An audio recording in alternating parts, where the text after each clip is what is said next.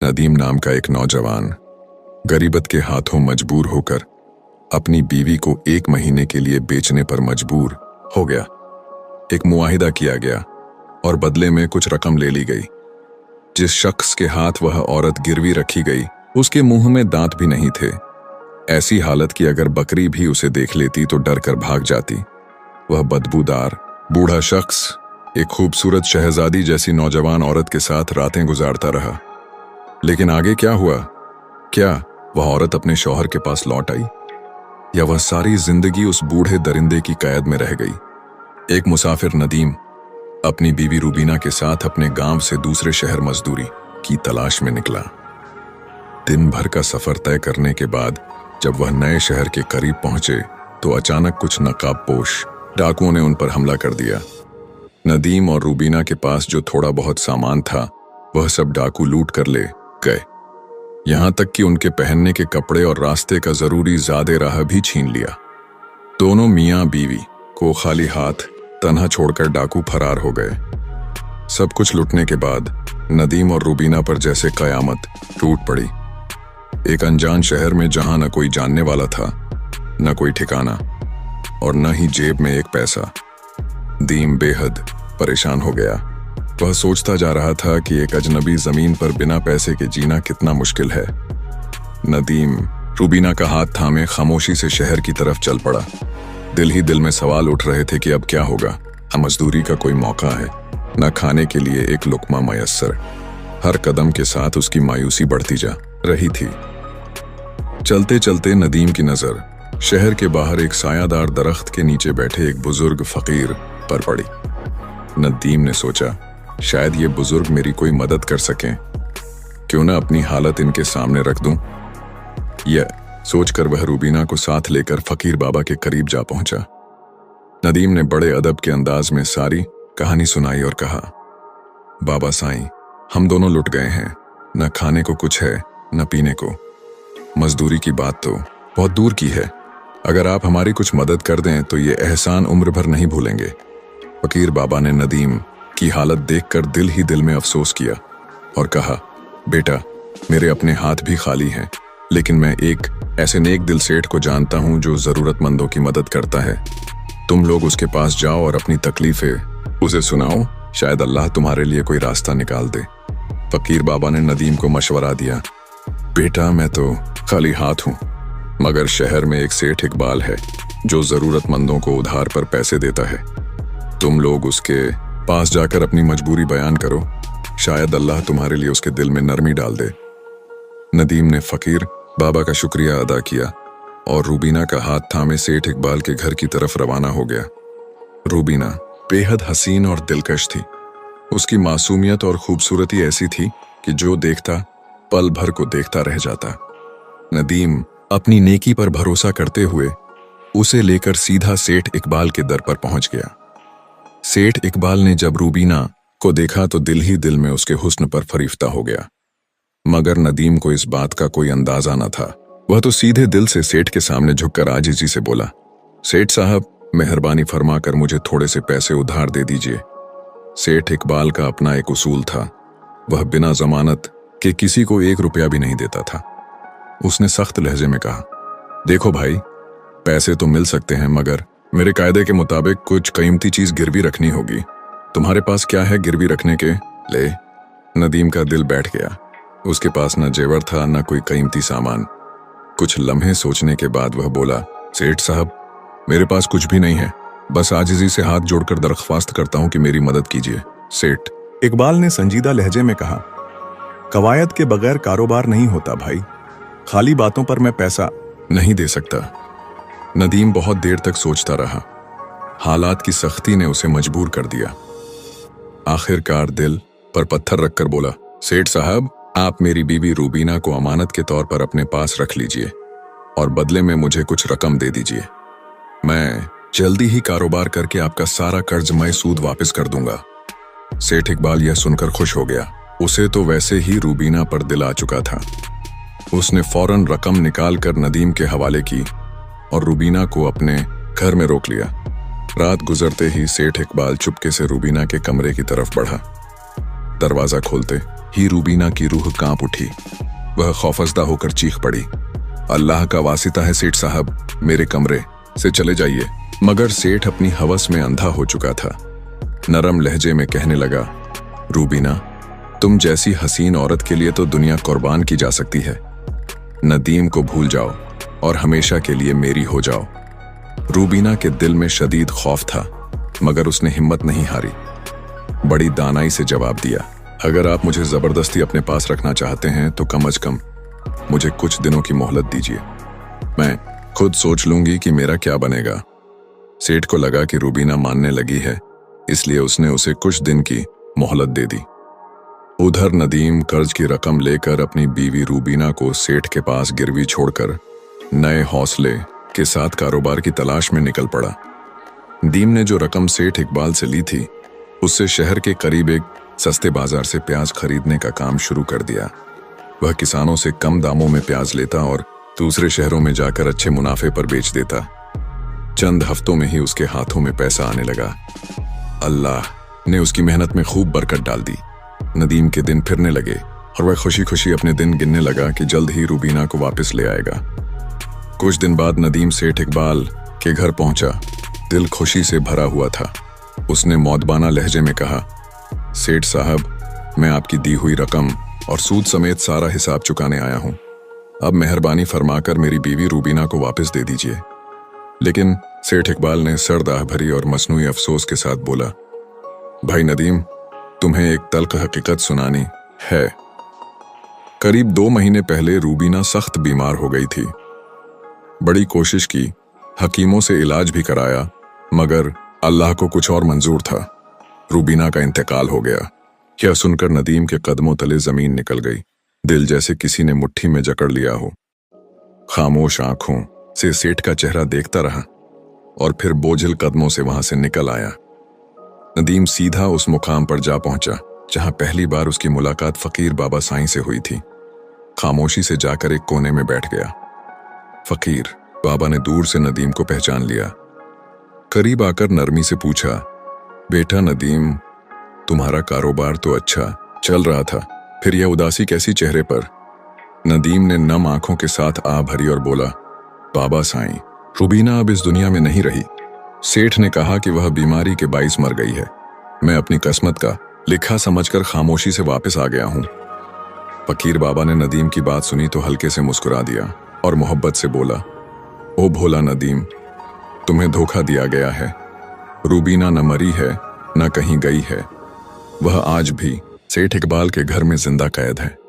अगर अपनी बीवी को पाना चाहते हो तो फौरन सुल्तान शमसुद्दीन के दरबार में जाकर इंसाफ की फरियाद करो। हमारा सुल्तान बड़ा इंसाफ पसंद है, वह तुम्हें हक जरूर दिलाएगा। नदीम को अब सारी बात समझ में आ गई। दिल में उम्मीद की एक चिंगारी जल उठी। वह जल्दी से शाही महल की तरफ रवाना हो गया। दरबार में पहुंचकर नदीम ने सुल्तान शमसुद्दीन के सामने आजिजी से अर्ज की, जहां अपना मैं एक मेहनती और ईमानदार मुसाफिर हूं। मजबूरी में अपनी बीवी रूबीना को अमानत के तौर पर सेठ के पास छोड़ा था। वादा था कि जल्दी कर्ज वापस कर दूंगा। आज मैं सारा कर्ज लेकर आया हूं, मगर सेठ कहता है कि मेरी बीवी फौत हो गई। कोई निशान न कोई गवाही। मैं इंसाफ की भीख मांगता हूं। सुल्तान शमसुद्दीन ने गहरी नजरों से नदीम को देखा और संजीदगी से कहा, यह बहुत बड़ा इल्जाम है। सेठ को फौरन दरबार में हाजिर करवाया जाए। चंद लम्हों बाद सेठ इकबाल दरबार में हाजिर कर लिया गया। सुल्तान ने उससे सख्त लहजे में सवाल किया, क्या यह सच है कि बंजार नदीम ने अपनी बीवी को तुम्हारे पास गिरवी रखा था? सेठ इकबाल ने झूठ छुपाते हुए हिचकिचाते हुए जवाब दिया, जी हुजूर, यह सच है। सुल्तान शमसुद्दीन ने दरबार में सेठ इकबाल से सख्त लहजे में सवाल किया, तो नदीम ने कुछ रकम के बदले अपनी बीवी रूबीना को तुम्हारे पास अमानत के तौर पर गिरवी रखा था? सेठ इकबाल ने थोड़ा झिझकते हुए कहा, जी हाँ हुजूर। वाला सुल्तान ने मजीद पूछा, तो फिर अब यह अपनी बीवी को क्यों नहीं ले सकता? सेठ इकबाल ने मसनूई अफसोस से भरे लहजे में जवाब दिया, जहां अपना यह गरीब आदमी बहुत दिनों बाद आया है। उसे मालूम नहीं कि 2 महीने पहले रूबीना अचानक सख्त बीमार हो गई थी। हमने इलाज की बहुत कोशिश की, हकीमों से दवाइयां, भी मंगवाई, मगर अफसोस कि वह बच न सकी। अल्लाह की मर्जी के आगे किसका बस चलता है। मैं खुद दिल से अफसुर्दा हूं। अब भला मैं खुदा के पास जाकर उसे कैसे वापस ला सकता हूं। सुल्तान शमसुद्दीन ने गहरी नजरों से उसे देखा और सख्ती से पूछा, क्या तुम्हारे पास कोई गवाह है जो ये साबित कर सके कि नदीम की बीवी की मौत हो चुकी है? सेठ इकबाल ने चंद लम्हे सर झुकाए और फिर एतमाद से बोला, जी हां सुल्तान सलामत, जिस हकीम से इलाज कराया था वह भी गवाही देगा। और 4 आदमी ऐसे हैं जिन्होंने रूबीना का जनाजा ले जाकर कब्रिस्तान में दफनाया था। सुल्तान ने फौरन हुक्म दिया कि हकीम और वह 4 आदमी दरबार में हाजिर किए जाएं। सेठ इकबाल इतने यकीन और नरमी से बात कर रहा था कि दरबार में मौजूद कई लोगों को भी शक होने लगा। सुल्तान ने भी दिल में सोचा कि शायद सेठ सच कह रहा हो। तब सुल्तान ने नदीम की तरफ देखा और कहा, बेटा, अगर तुम्हारी बीवी जिंदा होती तो हम जरूर तुम्हें इंसाफ दिलाते, लेकिन अब हम भी कुदरत के फैसले के सामने बेबस हैं। यह सुनकर नदीम का दिल जैसे बोझ तले दब गया। आंखों में नमी लिए थके कदमों से दरबार से बाहर निकल आया। नदीम सीधा फकीर बाबा साईं के पास पहुंचा और दरबार में पेश आने वाला सारा वाकया बयान कर दिया। फकीर बाबा साईं ने सर झुकाकर गहरी सांस ली और अफसोस भरे लहजे में कहा, मैंने सुल्तान शमसुद्दीन को इतना सादा दिल नहीं समझा था। दुख है कि उसने बिना तहकीक किए सेठ की बातों पर भरोसा कर लिया। लेकिन अब भी वक्त है, मेरी बात गौर से सुनो। फकीर ने नदीम को करीब बुला कर कहा, जाओ सुल्तान के दरबार में और अर्ज करो बादशाह सलामत, अगर आप चाहें तो 3 घंटे के लिए अपनी गद्दी फकीर बाबा साईं को दे दीजिए, फिर मैं आपको दिखाऊंगा कि असल इंसाफ क्या होता है। नदीम ने फकीर बाबा की बात दिल से लगा ली और उसी वक्त शाही दरबार की तरफ रवाना हो गया। दरबार में जाकर नदीम ने पूरे अदब से सुल्तान के सामने अर्ज किया, जहां अपना अगर 3 घंटे के लिए फकीर बाबा साईं को अपना तख्त सौंप दें तो शायद मैं इंसाफ हासिल कर सकूं। सुल्तान शमसुद्दीन ने थोड़ी हैरानी से नदीम को देखा, फिर नरमी से कहा, अगर तुम्हें इससे तसल्ली हो जाएगी तो मुझे कोई एतराज नहीं, तुम अपने फकीर बाबा को ले आओ। नदीम तेजी से लौटा और फकीर बाबा साईं को ले आया। दरबार में पहुंचते ही सुल्तान ने इज्जत से फकीर बाबा साईं को अपने तख्त पर बिठाया। फकीर ने दरबार संभालते ही बुलंद आवाज में हुक्म दिया, सेठ इकबाल को पेश किया जाए। चंद लम्हों बाद सेठ इकबाल हाथ जोड़ते हुए दरबार में लाया गया। फकीर ने गहरी आवाज में सवाल किया, सेठ इकबाल, क्या तुम्हारे पास कोई सबूत है कि 2 महीने पहले नदीम की बीवी रूबीना का इंतकाल हो गया था? सेठ ने पसीने साफ करते हुए कहा, जी हुजूर, मेरे पास गवाह मौजूद हैं। फकीर बाबा ने बुलंद आवाज में हुक्म दिया, इन गवाहों को अभी पेश करो। सेठ के बुलाए गए सब गवाह एक एक करके दरबार में पेश होने लगे। फकीर बाबा ने सबसे पहले हकीम को बुलाकर सवाल किया, बताओ हकीम साहब, क्या तुम वाकई इस बात की गवाही दे सकते हो कि रूबीना का इंतकाल हुआ था? फकीर ने हकीम से पूछा, तुम ये कैसे कह सकते हो कि बंजारे की बीवी का इंतकाल हुआ था? हकीम ने जवाब दिया, मुझे सेठ रफीकर ही दवाई लेने आता था। वह कहता था कि एक औरत बीमार है, मगर मैंने खुद कभी मरीज को नहीं देखा। फकीर ने हैरानी से पूछा, यानी तुम यकीन से यह नहीं कह सकते कि दवाई बंजारे की बीवी के लिए ही ली जाती थी? हकीम ने नदामत से कहा, जी, मैं यकीन से नहीं कह सकता, लेकिन हाँ, सेठ जी मुझसे दवाई जरूर ले जाया करते थे। फकीर ने सख्त लहजे में कहा, तो इसका मतलब यह हुआ कि तुम मरीज को देखे बगैर ही दवाई देते थे? यह तो बहुत ही अजीब बात है। अगर तुम दवाई के बजाय जहर देते तो हो सकता है तुम्हारे जरिए दिए गए जहर से ही बंजारे की बीवी की मौत हुई हो। फकीर की बातें सुनकर हकीम का चेहरा खौफ से पीला पड़ गया। उसने गला साफ करते हुए कहा, नहीं हुजूर, ऐसा हरगिज नहीं हो सकता। मैं किसी मरीज को जान बूझकर जहर क्यों दूंगा? इस तरह तो मेरी सारी इज्जत खाक में मिल जाएगी।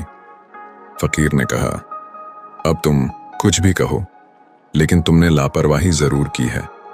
तुम्हें अपने फर्ज में कोताही और एक बेगुनाह की जिंदगी से खेलने के जुर्म में 50 कोड़े लगाने की सजा दी जाती है। साथ ही तुम्हारा मुंह काला कर के शहर में घुमाया जाएगा। अब फैसला तुम करो, सच बोलोगे या सिपाहियों को हुक्म दूं? यह सुनकर हकीम का जिस्म कांपने लगा। वह फकीर के कदमों में गिर पड़ा और गिड़गिड़ाते हुए बोला, हुजूर, मुझे माफ कर दीजिए। मैं सब सच कबूल करता हूं। मैंने सेठ रफीकट के किसी मरीज का इलाज नहीं किया। सेठ ने मुझे हजारों रुपए दिए थे और कहा था कि अगर गवाही की जरूरत पड़ी तो मैं उसके हक में झूठी गवाही दे दूं। मैंने लालच में आकर उसकी बात मान ली। यही मेरा गुनाह है। फकीर ने गंभीर आवाज में कहा, गुनाह तो तुमने किया है, इसलिए तुम्हें झूठी गवाही देने के जुर्म में 50 कोड़े लगाने की सजा दी जाती है। फकीर के हुक्म पर फौरन अमल हुआ। सिपाहियों ने हकीम को पकड़ा और भरे दरबार में उस पर कोड़े बरसाना शुरू किए। पहले ही कोड़े के साथ हकीम जोर से चीखा, सुल्तान मुझ पर रहम कीजिए, मैं मर जाऊंगा। हर कोड़े के साथ उसकी दर्द भरी चीखें गूंजने लगीं। यह मंजर देखकर सेठ के बाकी चारों गवाहों के चेहरे भी जर्द हो गए। ये वही लोग थे जिन्होंने दावा किया था कि उन्होंने बंजारे की बीवी के जनाजे को ले जाकर कब्रिस्तान में दफनाया। फकीर ने उन चारों से कहा, तो तुम लोगों का कहना है कि तुमने इस औरत को कब्रिस्तान में दफनाया था? अच्छा यह बताओ, दफनाने से पहले मुर्दे को गुस्ल दिया जाता है, फिर उसे कफन पहनाया जाता है। तुम ये सब कैसे कर सकते थे अगर औरत मरी ही नहीं थी? फकीर बाबा साईं ने दरबार में मौजूद चारों गवाहों को सख्त निगाहों से घूरते हुए पूछा, बताओ, तुम में से किसी ने अपनी आंखों से रूबीना का चेहरा या जिस्म देखा था जब जनाजा तैयार हो रहा था? चारों खौफजदा होकर पसीने पसीने हो गए। थरथराते हुए एक ने हिम्मत करके कहा, नहीं हुजूर, हमने तो उसका चेहरा या जिस्म देखा ही नहीं था। सेठ इकबाल ने खुद जनाजा तैयार करके हमें बस कब्रिस्तान ले जाने का हुक्म दिया था। हमने तो आंख बंद करके वह चारपाई उठाई और दफना दिया। खीर बाबा ने गहरी सांस ली और ठहरे हुए अंदाज में कहा, तो मतलब यह कि तुमने बगैर देखे मान लिया कि वह मर चुकी थी? ना सांस चेक की, ना जिस्म की हालत देखी। क्या तुम्हें यह ख्याल नहीं आया कि कोई बेहोशी की हालत में भी हो सकता है, या शायद सेठ ने किसी और चीज में लपेट कर धोखा दिया हो? फकीर बाबा की आवाज में अब सख्ती बढ़ने लगी। उसने तेजी से कहा, यह तो सीधी सीधी साजिश लगती है। तुम लोगों ने लाश देखे बगैर एक जीती जागती इंसान को मुर्दा मानकर दफना दिया। यह न सिर्फ लापरवाही है बल्कि एक संगीन जुर्म है। यह अल्फाज सुनकर चारों गवाह दम्ब खुद रह गए। उनके माथों पर पसीने के कतरे मोतियों की तरह चमकने लगे। हकीम के दरबार में कोड़े खाते हुए चीखें तो वह पहले ही सुन चुके थे। अब फकीर बाबा की जबान से मौत की सजा जैसे अल्फाज सुनकर उनके हाथ पांव और ज्यादा ठंडे पड़ गए। उनकी टांगें कांपने लगीं और चेहरों का रंग एकदम सफेद पड़ गया। फकीर बाबा साईं ने फिर सेठ इकबाल की तरफ तेज नजर डाली। अब सेठ का चेहरा भी जर्द पड़ चुका था और वह नजरें चुरा रहा था। फकीर बाबा ने बुलंद आवाज में कहा, सेठ इकबाल, तुम्हारे झूठे गवाह पहले ही खौफ से कांप रहे हैं। अब तुम खुद बताओ, किसी मासूम औरत को जबरदस्ती अपने घर में कैद रखने और शौहर को धोखा देने के जुर्म में तुम्हें कौन सी सजा दी जानी चाहिए? सेठ इकबाल के होंठ कांपने लगे। वह कुछ बोलने की कोशिश कर रहा था लेकिन अल्फाज जैसे गुम हो गए थे। सिर्फ हकला हकला कर रह गया। फकीर बाबा साईं ने सख्त लहजे में कहा, मेरे पास तो तुम्हें 10 साल की सख्त कैद की सजा सुनाने का पूरा हक है, लेकिन अगर तुम फौरन अभी इसी वक्त रूबीना को दरबार में हाजिर करवा दो तो शायद तुम्हारी सजा में कुछ नरमी की गुंजाइश निकल आए। दरबार में एक सन्नाटा छा गया। सबकी नजरें सेठ इकबाल पर जमी हुई थीं। सुल्तान शमसुद्दीन के हुक्म पर सेठ इकबाल ने जल्दी से अपने नौकरों को घर भेजा। कुछ ही देर में रूबीना को दरबार में हाजिर कर दिया गया। जैसे ही रूबीना दरबार में आई, नदीम की आंखों में खुशी के आंसू छलकने लगे। फकीर बाबा साईं ने नरमी से रूबीना का हाथ नदीम के हाथ में थमा दिया और कहा, अपनी अमानत को संभालो। फिर फकीर बाबा ने अदल के तकाजे पूरे करते हुए सेठ इकबाल को झूठी गवाही देने और मासूम औरत को कैद में रखने के जुर्म में 5 महीने की कैद की सजा सुनाई और उन चारों झूठे गवाहों को भरे दरबार में 100-100 कोड़े लगाने की सजा दी गई ताकि सबके लिए इबरत का निशान बने। यह मंजर देखकर सुल्तान शमसुद्दीन हैरान रह गया। वह दिल से फकीर बाबा साईं की दानाई और इंसाफ पसंदी को सलाम करते हुए हाथ जोड़कर बोला, बाबा साईं, आपने जो अदल का नमूना पेश किया है वह वाकई अनमोल है। आपने मुझे सिखाया कि सच्चा इंसाफ क्या होता है। फकीर बाबा साईं ने नरमी मगर गहरी आवाज में कहा, सुल्तान ए मुअज्जम, याद रखना, एक बादशाह का सबसे बड़ा फर्ज सिर्फ हुकूमत चलाना नहीं बल्कि इंसाफ करना होता है, और एक शौहर का सबसे बड़ा फर्ज अपनी बीवी की इज्जत और हिफाजत करना होता है। यह कहकर फकीर बाबा साईं ने 3 सुनहरी नसीहतें सुल्तान को दी। पहली नसीहत, जब तुम्हारी बीवी बीमार हो तो उसे कभी तन्हा न छोड़ो। जैसे वह तुम्हारे सुख दुख में तुम्हारा साथ देती है, वैसे ही तुम्हारा फर्ज है कि उसकी बीमारी में उसका सहारा बनो। मोहब्बत और तवज्जो से ही रिश्ते मजबूत होते हैं। दूसरी नसीहत, अगर कोई तुम्हारी बीवी पर झूठा इल्जाम लगाए तो दुनिया की परवाह किए बगैर उसके साथ डटकर खड़े रहो। एक मर्द की सच्चाई का पैमाना यही है कि वह मुश्किल वक्त में अपनी शरीके हयात का साथ न छोड़े। यही असली मोहब्बत और रिफाकत की निशानी है।